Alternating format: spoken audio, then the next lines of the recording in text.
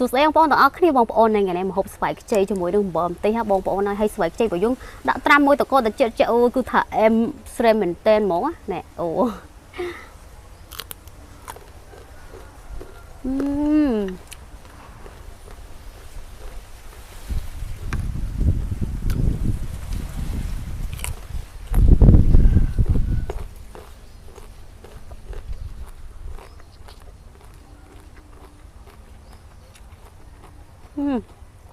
โอ้ยงั้นคล่อมเต้นหมอ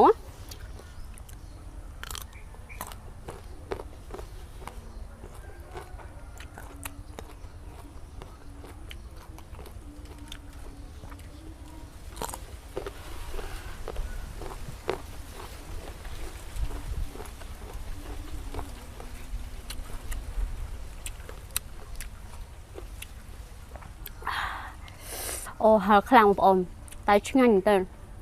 แล้วนี่đặt mùi nó bỏ linh bảo dương mình mà đón